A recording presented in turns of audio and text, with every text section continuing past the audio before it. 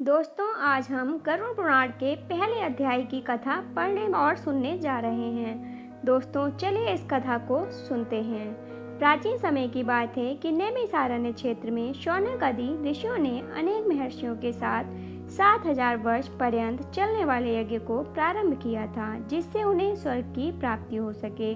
उस क्षेत्र में सूत जी पधारे, तब ऋषियों ने उनका बहुत आदर सत्कार किया, क्योंकि सूत जी पौराणिक कथा कहने में सिद्धहस्त थे और उन्होंने विभिन्न रूपों से अनुभव प्राप्त किया हुआ था। इसलिए सारे ऋषियों ने उनसे कहा, आप हमें इस संसार, भगवान, यमलोक तथा दूसरे शुभ अशुभ कर्मों के बारे में बताएं, जिससे मनुष्य किस रूप को प्राप्त होता है, इसका ज्ञान हमें देने की कृपा करें। सूत जी ने कहा, इस संसार जगत के निर्माता भगवान विष्णु हैं। वो जल में रहते हैं, इसलिए उनका नाम नारायण है। वह लक्ष्मी जी के पति हैं। भगवान विष्णु ने हर युग में भिन्न भिन्न अवतार धारण करके पृथ्वी पर जन्म लिया है, ताकि वह अधर्म का नाश कर सकें और पृथ्वी की रक्षा कर सकें। भगवान विष्णु ने राम का अवतार लिया और लंका के राजा रावण का वध करके अधर्म को खत्म किया। उन्होंने नरसिंह रूप में राजा हिरण्यकश्यप का वध करके भक्त प्रहलाद एवं दूसरे प्रजा की रक्षा की। भगवान विष्णु ने वराह रूप में भी अवतार लिया, ताकि पृथ्वी का उद्धार कर सकें, और फिर मत्स्य रूप में अवतार लिया। वेद व्यास जी भगवान विष्णु के ही अंश हैं। वेद व्यास जी ने पुराणों की रचना की है। कहा जाता है कि एक सर्वोत्तम वृक्ष भगवान विष्णु है।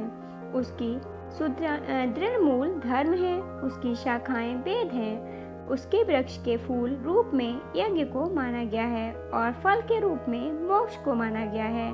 वह सर्वोत्तम वृक्ष रूपी भगवान विष्णु ही सारे फल और मोक्ष को देते हैं।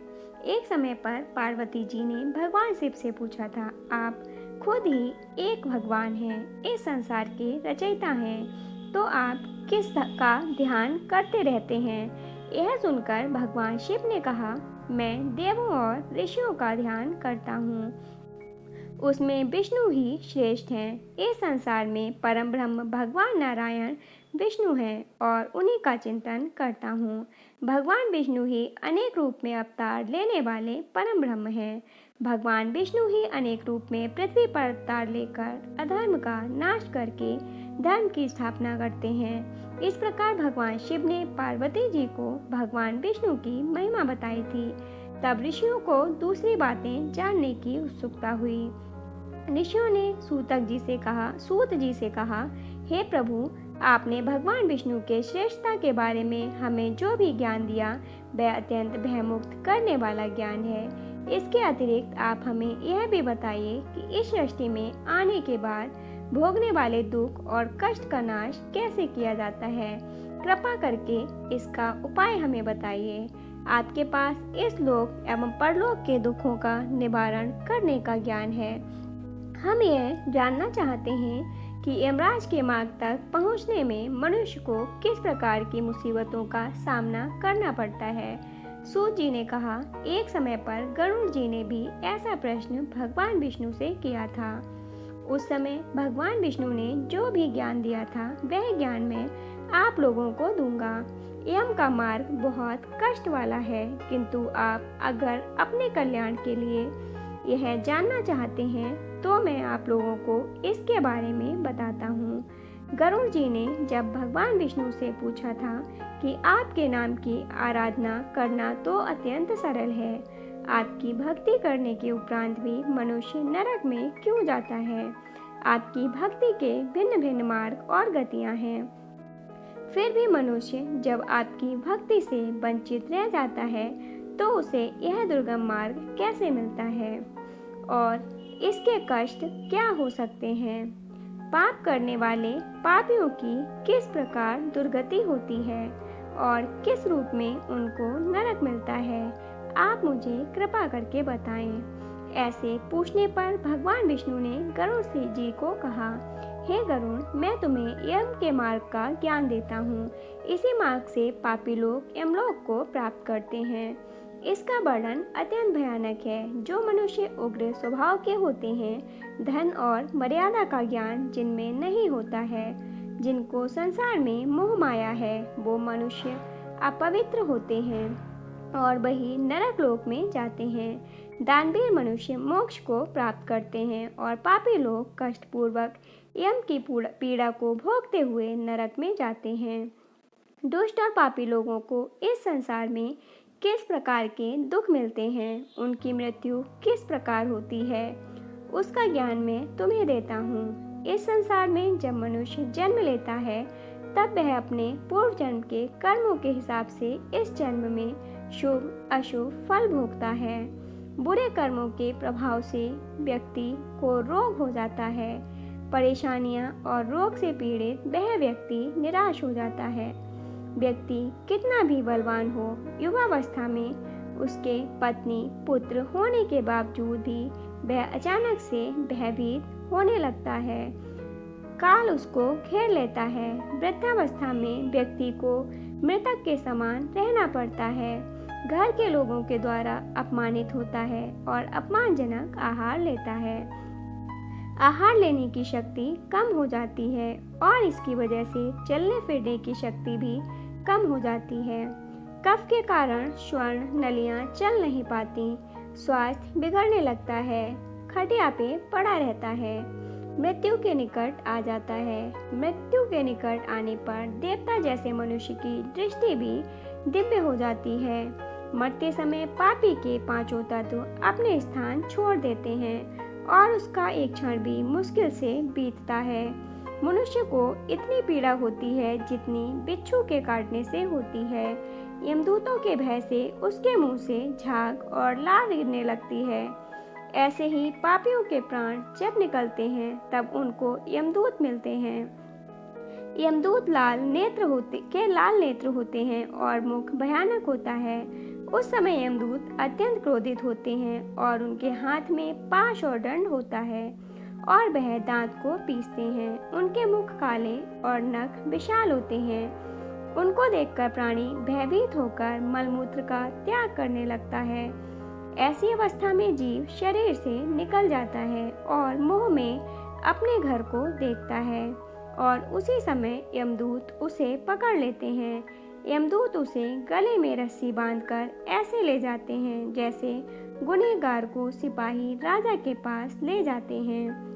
वे यमदूत मनुष्य को मार्ग में नरक के भयानक दुख और तकलीफों के बारे में बताते हैं और धमकियां भी देते हैं। मनुष्य यमदूतों की ऐसी कठोर वाणी को सुनता है और तड़पता है। भय से तड़पता वह मनुष्य अपने पापों को याद करते हुए उस मार्ग से जाता है। कुत्ते मार्ग में उसे काटते हैं। उस मार्ग में उसे खाने को खाना और पानी नहीं मिलता। सूर्य की तेज गर्मी में चलना पड़ता है। यमदूत उसे मार्ग में कोड़े से मारते हैं और घसीट कर ले जाते हैं। इस प्रकार अत्यंत पीड़ा सहकर वह अंधकार में यमलोक में पहुंच जाता है। वहां उसे उसके पापों का फल मिलता है। यमराज उसे घोर नरक की यातना देकर फिर से मनुष्य लोक में भेजते हैं। अपने पुत्रों द्वारा दिए गए पिंड और दान को वह जीव खाता है, पर फिर भी पापी जीव होने के कारण उसकी तृप्ति नहीं होती।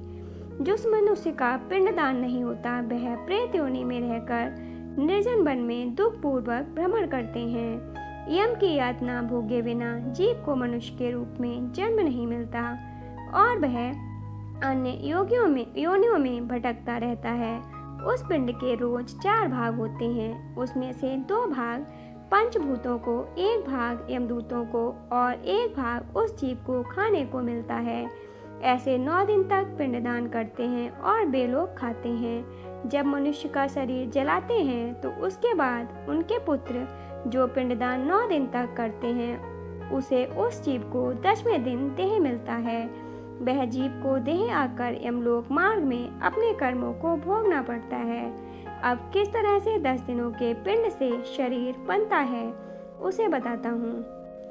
पहले दिन के पिंड से सिर, दूसरे दिन से गर्दन और कंधा, तीसरे दिन हृदय, चौथे दिन पीठ, 5वें दिन नाभि, छठे दिन कमर, गुदा, लिंग, भग और मांस, केन पिंड आदि बनते हैं। 7वें दिन हड्डी और 9वें दिन जांघा और पैर, 10वें दिन के पिंड से इस शरीर में सुख, सुंधा, तृषा की तृप्ति उत्पत्ति होती है। इस तरह पिंड से शरीर उत्पन्न होता है और फिर 11वें और 12वें दिन के श्राद्ध में 2 दिन तक भोजन करता है। 13वें दिन बहदीव यमदूतों से बंधा हुआ अकेला संसार में आता है।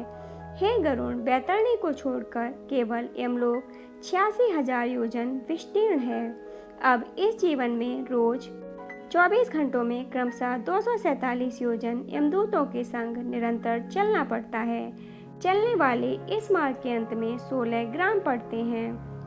उनको पार करके धर्मराज के नगर में वो पापी जीव पहुंच पाता है। उन सब नगरों के नाम कुछ इस प्रकार हैं: सौम्यपुल, सौरीपुर, नगेंद्र भवन, कंदर, शैलागम, क्रौच, क्रूरपुर, विचित्र भवन, दूं, खद, नानक, रंदपुर, सुतप्त भवन, रौद्रनगर, पयोवर्षण, शितद्य बहुभूति के नाम से जाने जाते हैं। इसके बाद यमपुर है। यमलोक में जाने वाला मनुष्य अत्यंत पीड़ा भोगता है और अपने कर्मों को याद करते हुए पीड़ित होता रहता है। अपने कर्मों के विषय में चिंतन करता हुआ अनेक दुख भोगता है। इस पर भी यदि वो दोबारा जन्म प्राप्त करता है तब उसी प्रकार भगवान को भूलकर कर्म करता है। दोस्तों, तो ये था गरुड़ पुराण का प्रथम अध्याय की कहानी।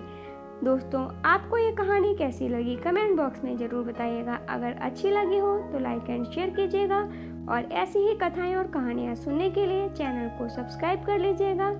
कथा को पूरा कर सुनने के लिए धन्यवाद दोस्तों। आगे आप किस तरह की कथा और कहानी सुनना चाहेंगे कमेंट बॉक्स में ज़रूर बताइएगा। हम आपके अनुसार कहानी और कथाओं को लाने की पूरी कोशिश करेंगे। धन्यवाद दोस्तों।